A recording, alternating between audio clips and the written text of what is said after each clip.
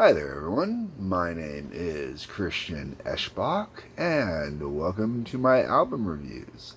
This is the big number 100! Yay!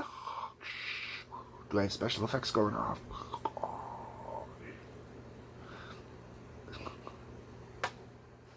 So, for 101, that's CanCon. Ooh, Canadian content, that's right, we gotta do that. 1 in 10. 100, it's a multiple of 10, and it's a big one. And I've been saving this one for a long time. That's right, I've been holding off. I have done every other Canadian band I can think of. Well, not every other. I still have more I can do that I haven't even covered yet. But I have done every other band I can think of stalling to get to this one.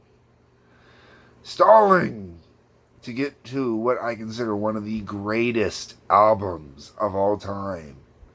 By one of the greatest bands of all time. Not one of the greatest Canadian bands. One of the greatest bands of all time. The arguably greatest trio of all time, filled with arguably three of the most talented musicians of all time. One of the world's greatest, if not the greatest drummer. One of the world's greatest bassists, if not the greatest bassist, who coincidentally can play keyboards at the same damn time. And the often forgotten about guitarist, who is damn talented, but when you're paired with the drummer and the bassist, you kind of get a little bit lost. If you haven't figured it out yet, folks, I am talking about Rush. And I am talking about 2112. And if you notice, this is the 40th anniversary edition, which if you are a Rush fan, it is a must. End of story. Now, if you're not a Rush fan, because if you're a Rush fan, you already own 2112, which means you're going out to rebuy it to buy this one, okay? So let's move the Rush fans aside for a moment, okay? So let's start with, before I even get into the songs, this is a 3-disc set. First disc, the classic 2112 album, digitally remastered, fully tweaked to the nines. Oh my god, I get wet every time I listen to it. I don't care what anybody says about vinyl or whatever the hell. I have had the regular vinyl version of 2112. I didn't have it. My parents, my dad had it. So, okay. Anyways, I've listened to the vinyl version of 2112. I have owned the regular release of 2112. I have owned the digital remastered release of 2112. And then I got this one, which is the 40th anniversary remastered re-release. Blah, blah, blah, blah, blah, blah, blah, blah, blah. Guess what? This is, by far, the most superior sounding version I have ever heard. Oh my god. Whoa! Totally worth buying it just for the remastering on this. My god. Oh, so sexy. So sexy. Then we get into the second disc, okay? The second disc. Rush hand selected, went out there to specific bands and went, hey, we would like you to cover this song, to redo it, so we can redo 2112, but we want a new band to do it. So Rush hand selected bands to cover the 2112 album. Not the 2112 song, only the entire frigging album. And then on top of that, it finishes off with a live version of 2112 from Massey Hall, Something for Nothing from Massey Hall, Twilight Zone, doesn't say where it's from, and then the 2112 radio ad. Okay, I'm gonna come back around to the music. Not the live stuff. The live stuff, it sounds like it's just bootleg crap, honestly. If you pick up All the World's a Stage or Exit Stage Left, both of those have high, superior quality sounding versions of at least 2112. I don't remember off the top of my head if the other two were on there. And the radio ad, it's cute to hear. It is, but that's it. Third disc, live DVD. So you got Rush actually live in 76. It's cool to watch once, maybe twice. If you're a diehard Rush fan, you might watch it a couple more times than that. It's got a video on there covering one of the bands, or it's the one band doing a video for their cover that they did on here, or at least part of it. And then it's got a behind the scenes look at one of the other bands recording their cover, and a Q&A session with Alex Lifeson and Terry Brown. Alex Lifeson being the guitarist, Terry Brown being the producer of the album. Disc 3 as a DVD is okay. I've watched it once or twice, that's it. Let's get into the actual album. Okay, hold on, folks, this is going to be fun. Actually, one more thing before I get into the music. There is this cool booklet that's included as well. It's pretty thick. A lot of info in here. You know. A lot of details on various decisions that were made, the bands that were selected, stuff like that. To do the covers. Plus, you know, obviously the 2112 story itself, right? You know, and that's really the big important stuff. So, yeah, here we go. Let's get into the actual music. 2112. If you were a vinyl person, side 1, one song, 2112. When it comes to the song 2112, it is broken down technically into 7 parts. However, you are not meant to listen to the parts individually. You are meant to listen to the parts as a whole. You can make an exception for 2, but you still have to listen to those 2 together. Anyways. Fans of the album already know what I'm talking about. If you're new and you're learning about 2112 or you want to know about 2112, I'm going to get into this as we go. So the song 2112 itself clocks in at over 20 minutes. For your basic average commercialized radio listener, that's pretty damn long. That's actually really damn long. Which is why there is what would be classified as a radio edit. It's not really a radio edit, but it is a shorter, more compressed version of the song. And by shorter, more compressed, I mean they use parts 1 and part 2, and that's it. Okay. You know, they leave the rest of it out. They give you the really cool, fast part, and then leave out very much the rest of the story. Okay, so the first part, Overture. Instrumental piece. Fantastic. It is amazing. The skill that Rush uses to create a soaring, flying through space to give you that cosmic, futuristic vibe is astounding. And then you realize it's 3 guys doing it, and it's like, okay, well, that's what overdubs are for. And then you realize they can do it live on stage, and you go, oh, shit. That's right, folks. That's right. It is that damn good, and they're that damn good. And then I know I haven't even really honestly discussed the band yet. We're not there yet. Okay. So, Overture, amazing. It grabs you, it holds you in, and it right away you're locked into what's going on. And it is an instrumental, so there is a little line spoken at the very tail end of the section, and the meek shall inherit the earth. That's it. The only line in the entire song. Then from there we get into the Temple of Syrinx, which is just heavy and awesome, man. Dun, dun, dun, dun, dun. We are the priests. I cannot hit Geddy Lee highs, man. No, I'm not even gonna try. Forget it. Just no way. Temple of Syrinx, though, man.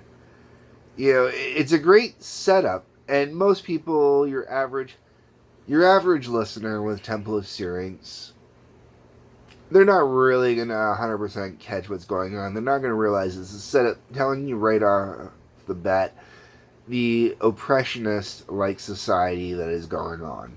Now, I don't care about political views or anything like that, and I don't believe any real political views were represented in this other than, you know, oppression is bad. And oppression of... I'll get into that as we go. Okay. So Temple of Syrinx is just letting you know who the big honchos are that are running the place and what they decree, and they're the ones that make the rules, etc., etc.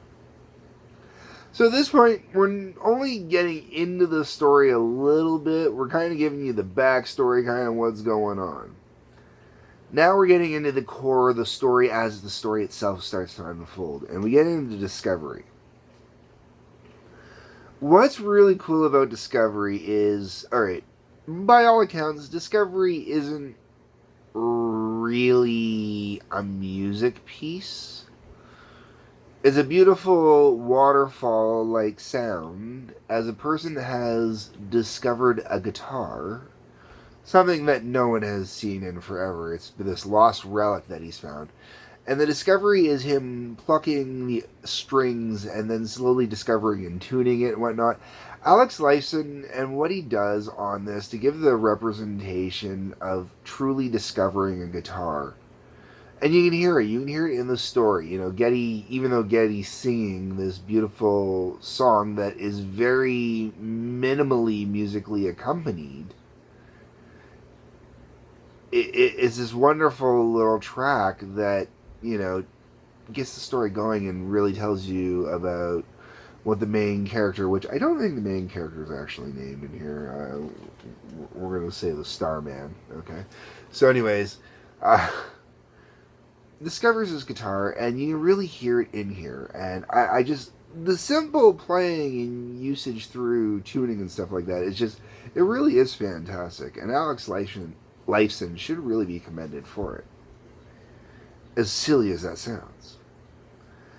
Then we go into presentation. Now, presentation is the main character presenting what they found and talking about how wonderful it is and look at this wonderful discovery and blah, blah, blah, blah, blah, and, you know, check it out. And basically being told, no, that is horrible. This will bring about the downfall because art is always the thing that you cannot have in an oppressive society because art will always bring about freedom and open thinking. There's the political ideology. If you want a political ideology, this is where the political ideology gets set up. Then you go on to Oracle the Dream. And Oracle the Dream is dreaming of this instrument and the music that could be performed on this and music in general.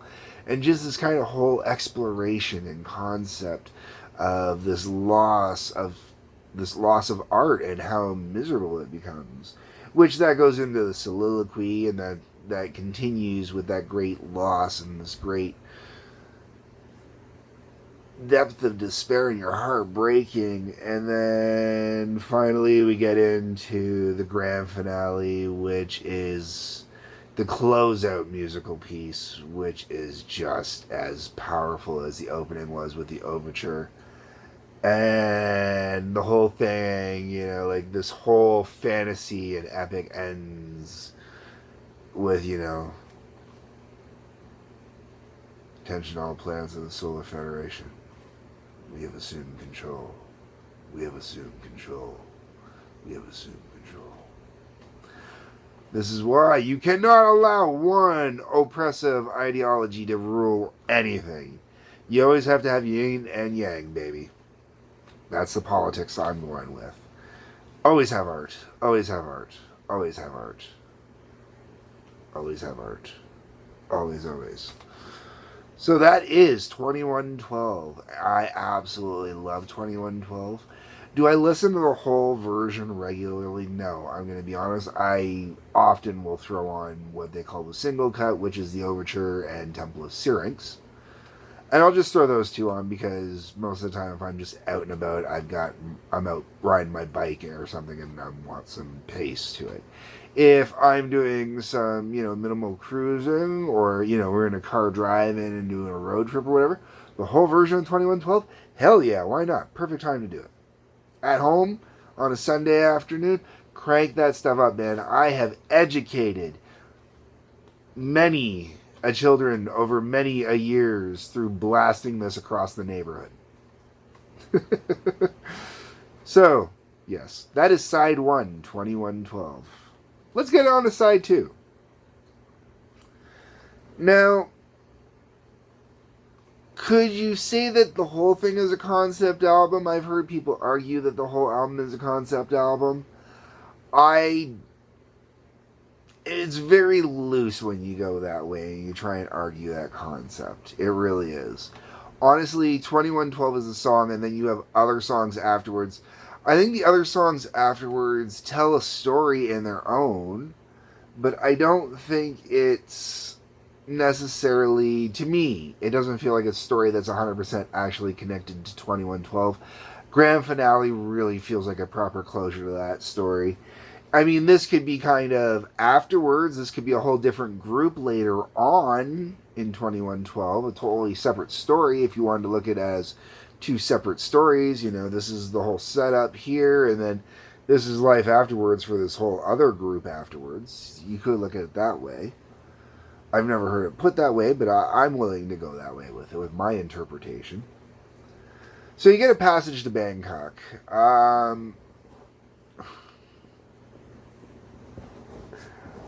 It's a tongue-in-cheek song, but it's not a tongue-in-cheek song for basically just going out looking for drugs, man. It really is. This song, A Passage to Bangkok, is totally just let's go out and find us some drugs. Oh, yeah. And it's not... You hear Bangkok, a lot of people are right away going to go think probably opium. I'm not going to take it as entirely opium because there are some specific lines in the song that are actually 100% marijuana references or cannabis references. Sorry, I'm trying to get away from using the M word. But definitely cannabis references in here, some of the lines that they use. There are definitely opium references in there too. I don't doubt that. I think they were trying, the way they were doing it, they were trying to be clever with all their uses for it, for at least drugs that are derived directly from, I can't even say directly from plants because opium still has a minimal processing. Anyways, and I'm saying opium specifically. We'll say smokables. There we go. We'll say smokables. This is a song out looking for smokables, not injectables, not snortables, not edibles, smokables. Okay? And honestly, the way that they do it, I heard the song over and over as a kid. To be fair, until I honestly understood what drugs were, you don't realize that it's really a song necessarily about drugs.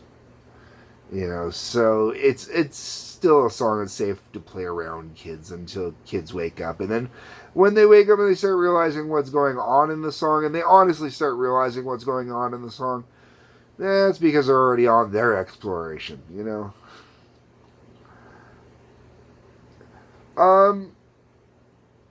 Twilight Zone. I think Twilight Zone is one of those songs that kind of gets overlooked and underlooked at the same time.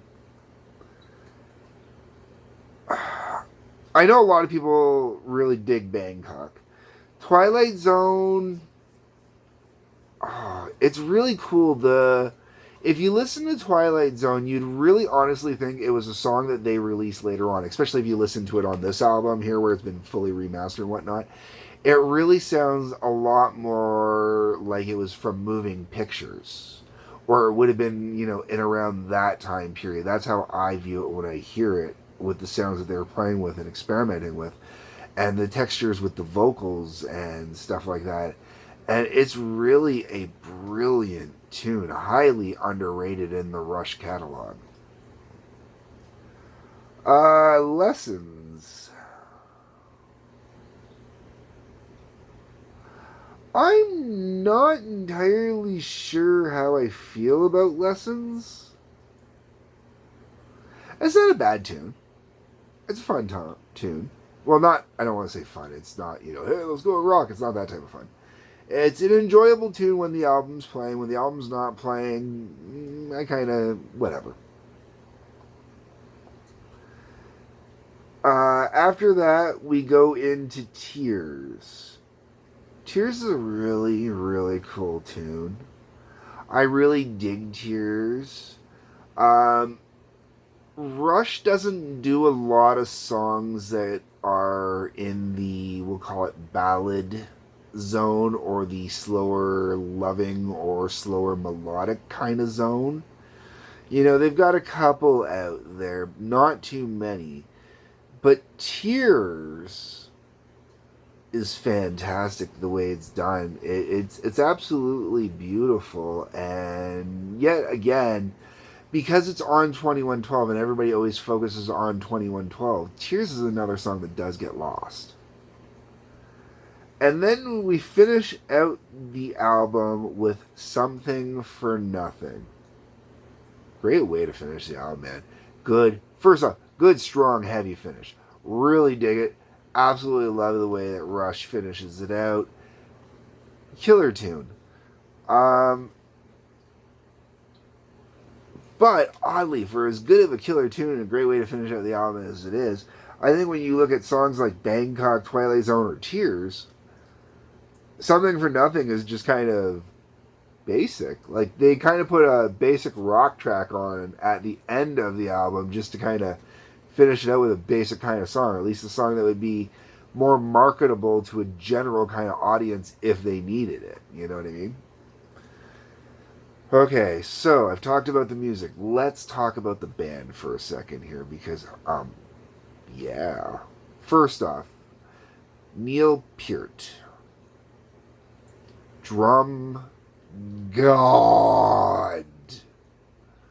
Also, one of 2 times I actually just totally broke down and cried when a musician died. Not trying to rhyme or anything there. Sorry, that was unintentional. In my lifetime, Neil Peart died, and I couldn't help myself. I cried. I was heartbroken to hear about it. Only other one besides that, to this day, where I truly cried. Not just got misty eyed and a tear ran down. I mean, I actually cried. David Bowie would be the only other person, and I like to believe that they're up there with Lemmy, making one hell of a killer album right now.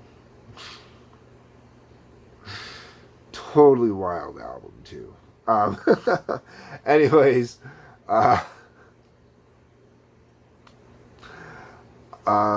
so yeah, Neil Peart. I always say Peart because that's the way I always remember hearing it as a kid. Peart, I believe, is the proper way to say it. Drum God, if you're one of my regular viewers, you've seen my drum set, and even though it's a larger drum set, no, I don't. I do not play Rush. Totally different style of drumming than I play. Much more respectable style of drumming than I play, and I'm a little more Keith Mooney. A little more wild. Sometimes having a little bit of a click track is a little helpful. sometimes. Anyways. But I don't have to worry about it because I also play with one of the best rhythm players of all time. He's helpful. And speaking of, Neil is God, and then you've got Geddy Lee. Geddy Lee, man. Bassist extraordinaire. The dude's just plays it all, man. You ever watch his fingers fly the way he plays?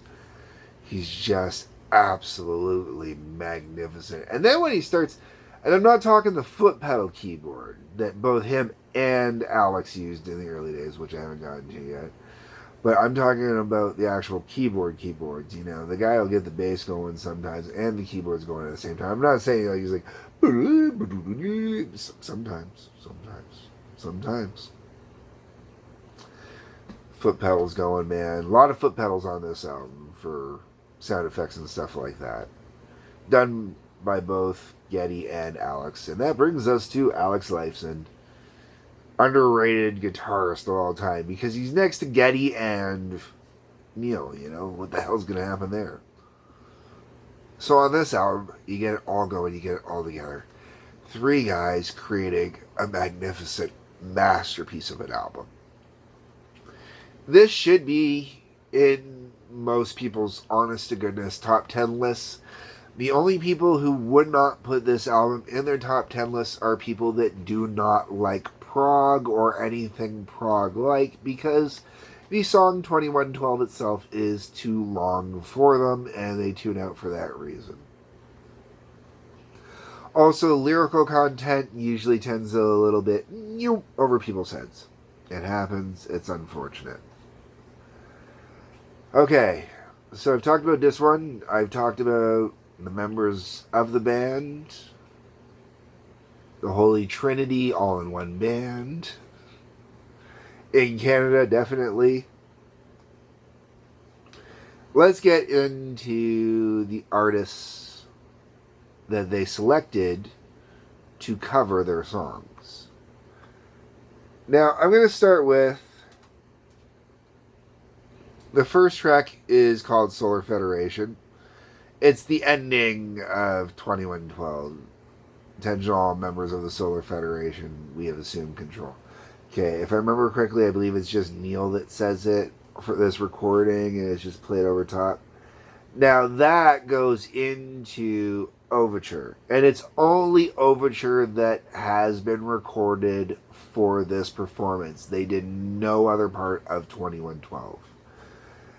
I understand, I'm a little upset, but I understand. So, for Overture, what they did is they took 3 of the members of the Foo Fighters. That's it. Just 3 of the guys from the Foo Fighters. Dave Grohl, Taylor Hawkins, and Nick Raskalenis. Sorry if I pronounced that wrong. Those 3 are the only 3, because if you're going to do Overture, you got to do it right, so you can only use the 3. So those 3 did Overture. Is it the same? No, it's not the same, because they're not the same people, okay? Is it just as good? No, it's not just as good, but it's pretty damn close, man. I mean, you're not obviously going to especially on the digitally this full remastered, redone version. No one's ever going to cover it in a way that's going to sound as good as this, because wow, the quality of the remaster is just mind-blowingly, brilliantly good. Okay, so basically what you have is 3 of the guys from the Foo Fighters doing Overture to kick the whole thing off. Really cool. If you are familiar with the Rock and Roll Hall of Fame, it's the same 3 guys that did it for the Rock and Roll Hall of Fame when they inducted Rush into the Hall of Fame. That took way too long, by the way. Alright, next, we get into the second side, and we start getting into the band, a more variety of bands. First up, for Passage of Bangkok. If you're one of my regular viewers and you follow whenever I do the Canadian reviews, you will have heard this one mentioned before. Billy Talent doing Passage to Bangkok, man. Billy Talent! Okay, now, they cheated. They had 4 guys to do the work of 3 guys, but that's because they have a vocalist that's separate. Only 3 musicians to do the 3 musical parts. I love Billy Talent. Oh my god, I absolutely friggin' love Billy Talent. They are one of the more modern bands that I have bought every album. I don't own them thanks to divorce, but... Or, I may have bought them, but they were bought for kids for their birthdays or whatnot. But I got to rebuy some of them. I love Billy Talent. Absolutely love Billy Talent. One of my all-time favorite bands. You can never go wrong with Billy Talent as far as I'm concerned. Passage to Bangkok. Great cover. Fantastic cover. I absolutely love it. I listen to it on its own regularly. It's one of those ones that has been loaded onto... play for my MP3 playlist and stuff like that. Brilliant. Then we get into Steven Wilson doing The Twilight Zone. Now, I have no clue who Steven Wilson is. Never heard anything prior to this. I don't think I've taken the time to listen to anything after this. Really cool cover, though. Really, really cool cover. I really dig it. I really think they do a great job of it. Now, I'm not sure why they opted to leave Lessons out, not have anybody cover Lessons. Maybe they just didn't think anybody could do it properly, give it the proper justice. So we go from Twilight Zone to Tears. Now, the band they picked to do Tears, normally I'm not a huge fan of. But when I read on the back, or I think I actually read it before I even picked up the album, who it was that was covering it, right away I went, oh my god, that was the perfect choice. I couldn't have thought of a better choice to do it, even though in a way it seems really weird and abstract. Alice in Chains doing Tears. And it, like I said about Billy Talent, where I actually listened to it on its own, this is another one I listened to on its own.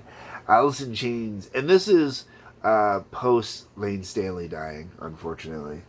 But it doesn't matter because it's Alice in Chains, okay? I don't care. They're still just as good afterwards. In some cases, I like some of their stuff a little better afterwards, actually. This is a prime example. Like, this cover is just magnificent. What they do with it is just brilliant. And kudos, absolute kudos for a band that I'm not a fan of. Typically, I do own a album. Okay. Then we get into Something for Nothing by Jacob Moon. Yet again, someone I know nothing about. But, really cool cover. I like this rendition. I'm surprised that they went with the musician that they went with. I would have liked to have heard someone a little heavier do it. A little more punched up rock doing it. I kind of feel like they went with someone that was downplaying it a little bit. Just a little. That's my views anyways. And then we're now into the live tracks that I mentioned earlier, which are alright. I don't think they're anything special, the live tracks that are on here. They're great for one run through, but I don't put the second disc in my CD player too often.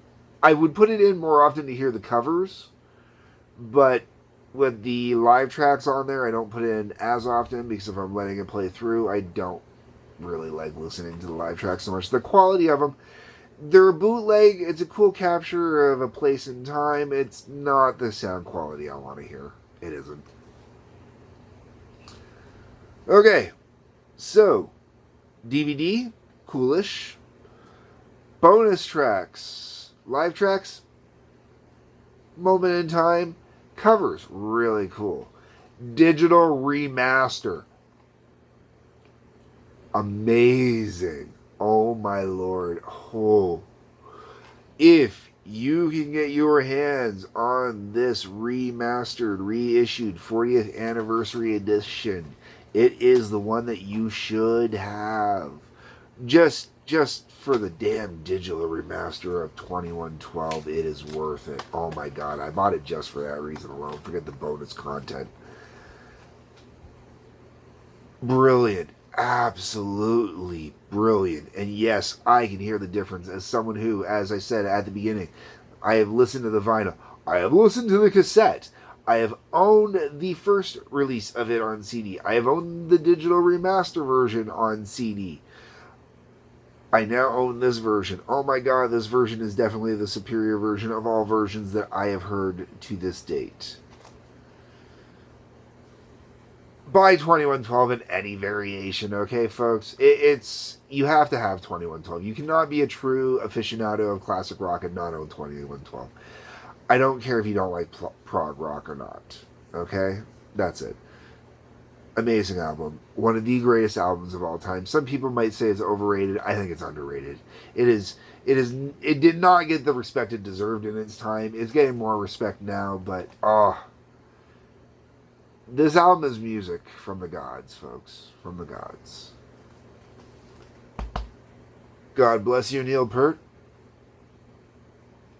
Geddy Lee, Alex Lifeson. Thank you so much. Not just for this album, for all the music over all the years. Thank you. Thank you so much. Leave me your comments. Let me know what you think. Like, subscribe. Otherwise, peace, love, take care.